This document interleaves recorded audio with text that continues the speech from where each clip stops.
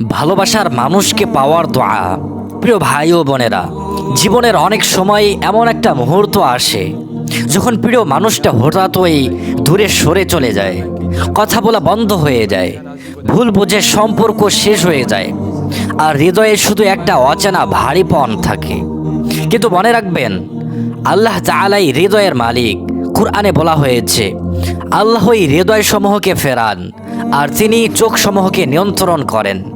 যার ইচ্ছায় কোনো কঠিন হৃদয় এক মুহূর্তে নরম হয়ে যায়, যার অনুমতি ছাড়া কোনো সম্পর্ক টিকে থাকে না। তাই দূরত্ব যত গভীরই হোক, আল্লাহর দরবারে ফিরে যাওয়াই হলো সবচেয়ে শক্তিশালী পথ। আজ আমি আপনাদের সাথে দুটি এমন কুরআনিক আমল শেয়ার করছি যা হৃদয়ের জড়তা দূর করে দেয়, ভুল বুঝাবুঝি কমাতে সাহায্য করে এবং হালাল নিয়তে সম্পর্কের পুনরায় মিলনে বরকত আনে।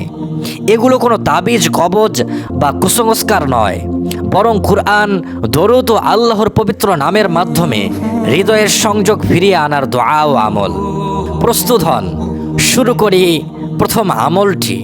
প্রথম আমলটি হলো সূরা নূরের হৃদয়ে নরম করা আয়াত। আয়াতটি হচ্ছে, কুল্লিল মুমিনিনা ইয়াগুদ্দু মিন আবসারিহিম ওয়া ইয়াহফাযু ফুরুজাহুম। এই আয়াতের মূল শিক্ষা হলো চোখ ও মনের পবিত্রতা। যখন আমরা দৃষ্টিকে শুদ্ধ রাখি, মনকে পবিত্র রাখি, তখন আল্লাহ তাআলা হৃদয়ের কঠিনতা দূর করেন, ভুল ধারণাগুলো আলোর মতো পরিষ্কার করে দেন। তাই এই আয়াতটি হৃদয়ের নরমতা ও সম্পর্কের স্বচ্ছতা আনার জন্য অত্যন্ত কার্যকরী। পুরার নিয়মটি আমি এখন ধাপে ধাপে আপনাদেরকে বলছি। 1 নাম্বার, প্রথমে পূর্ণ ওযু করে নেবেন, পবিত্রতা আমলের প্রাণ। দ্বিতীয়ত, কিবলামুখী হয়ে শান্ত জায়গায় বসুন, মন থেকে সব অহেতুক চিন্তা সরিয়ে ফেলুন। 3, শুরুতে 11 বার দরুদ শরীফ পড়ুন। দরুদ দোয়া কবুলের চাবি, আর নবীজি সাল্লাল্লাহু আলাইহি সাল্লামের ওসিলায় হৃদয়ের কঠিনতা দূর হয়ে যায়, হৃদয়ে গলে যায়।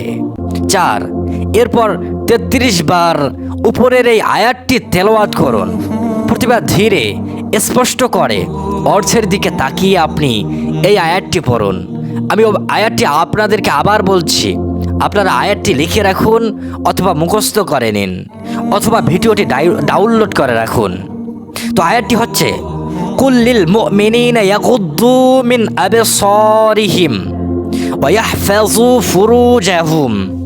এই আয়াতটি আপনারা 33 বার পাঠ করুন। কতবার? 33 বার পাঠ করুন। এরপর 5 নম্বরে শেষে আবার আপনি দরুদ শরীফ পাঠ করুন 11 বার।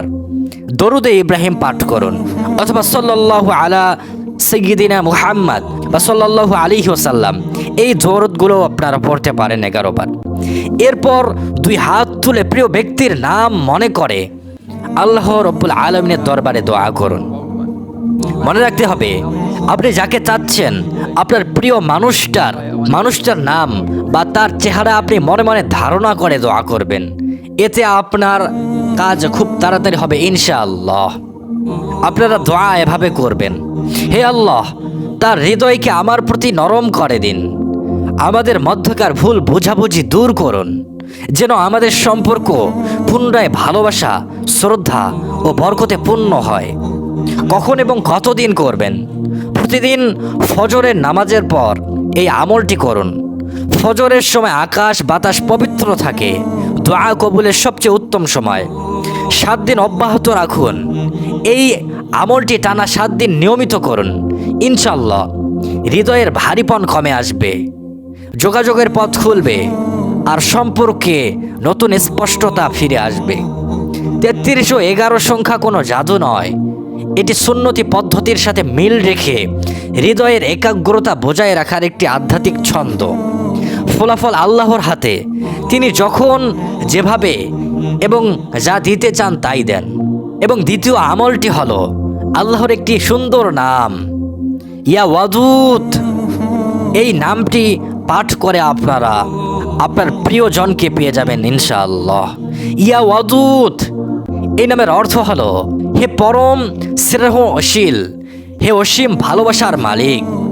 কুরআন ও হাদিসে আল্লাহর ৯৯টি সুন্দর নামের মধ্যে আল ওয়াদুদ এই নামটি, যা সম্পর্কের ভাঙ্গন জোড়া লাগাতে, হৃদয়ের আকর্ষণ বাড়াতে এবং স্নেহ মায়া ফিরিয়ে আনতে অত্যন্ত শক্তিশালী। পুরার নিয়মটি এখন আপনাদেরকে আমি বলছি। এক, রাতের বেলা বিশেষ করে ঈশার নামাজের পর বা তাহাজ্জুদের সময় একান্তে বসুন। রাতের নিস্তব্ধতা হৃদয়কে আল্লাহর কাছে নত করে দেয়। ২, শুরুতে ৭ বার সূরা ফাতিহা পড়ুন। ফাতিহা হলো দোয়ার শিরোলেখা, এটি দোয়ার পথ উন্মুক্ত করে। ৩, এরপর ১০১ বার ইয়া ওয়াদুদ ইয়া ওয়াদুদ ইয়া ওয়াদুদ এভাবে ১০১ বার পাঠ করুন।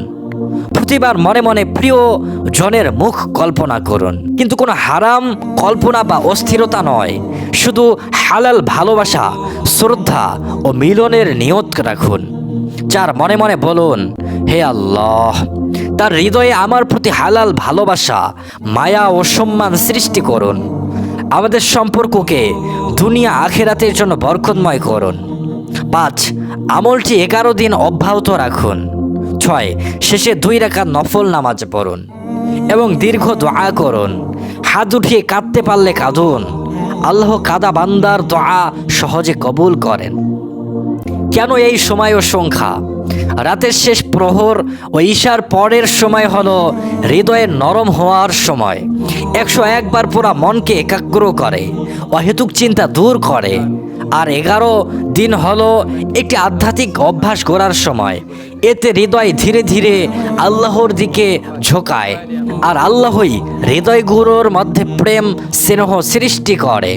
প্রিয় দর্শক, এই আমলগুলো কোনো হারাম, কুফরি বা শিরকি কাজ নয়। এগুলো পুরোটাই কুরআন, দরুদ শরীফ ও আল্লাহর পবিত্রতা নামের মাধ্যমে হৃদয়ের সংযোগ ফিরিয়ে আনার দোয়া। তবে একটি বিষয় অত্যন্ত গুরুত্বপূর্ণ, নিয়ত যেন হয় হালাল সম্পর্কের স্থায়িত্বের জন্য, যেমন বিবাহ, পারস্পরিক সম্মান, পরিবারের স্বীকৃতি এবং আখিরাতের সাফল্য। হারাম প্রেম, পরকিয়া বা আল্লাহর নাফরমানির পথের জন্য এই আমল ব্যবহার করবেন না। আল্লাহ হারাম কাজে বরকত দেন না। আর মনে রাখবেন, আল্লাহ যখন কোনো দরজা বন্ধ করেন তখন হয়তো সেটা আমাদের জন্য ভালো।